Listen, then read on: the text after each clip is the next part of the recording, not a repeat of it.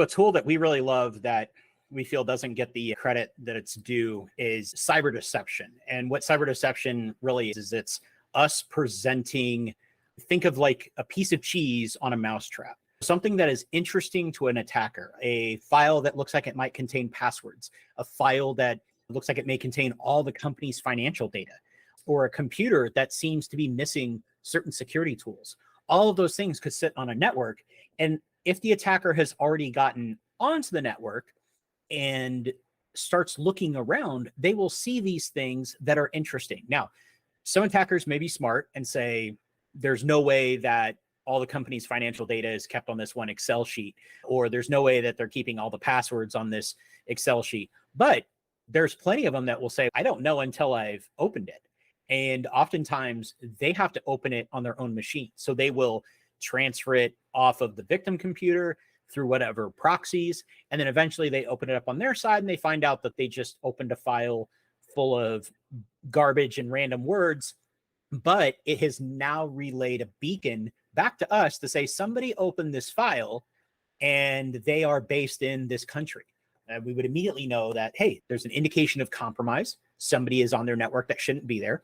So we can start to hone in on who they are and where they are. At the same time, if they were to try to attack one of our honeypots, which are those computers that look vulnerable, it would do the same thing. It would say, hey, somebody is on Bob's computer and is misusing it, and they're trying to attack a honeypot. We know to isolate Bob's computer and then start working backwards to the problem.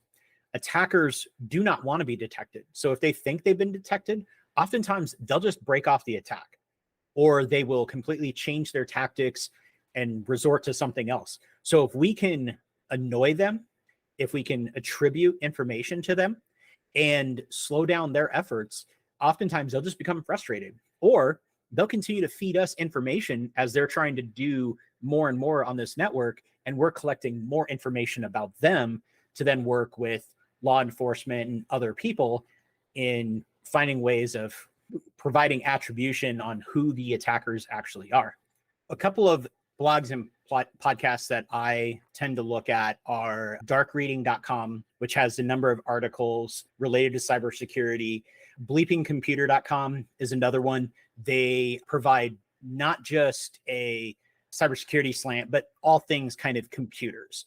And then from a podcast standpoint, one of my favorites is Darknet Diaries, which is done by Jack Reisider. And it is a fascinating step into a lot of the cyber attacks that have happened over the years. Jack does amazing research on the topic. He brings certain people in for interviews, and he's great at explaining things at a level that even if you're not very technical, you're still going to grasp what this attacker was trying to do.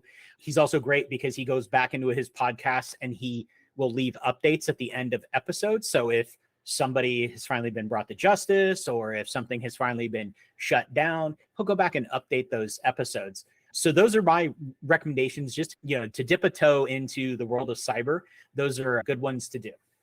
SecurePoint Solutions does a number of things to impact their communities within where they live, work, play. First off is our own community in providing opportunities for high school students to go into the field of cybersecurity. We have scholarship programs in our local high school. We are working to expand those out to other high schools that are in need. And the idea is to get people started in that path to cybersecurity. We offer internships when possible to, in some cases, those same students that are now going through community college.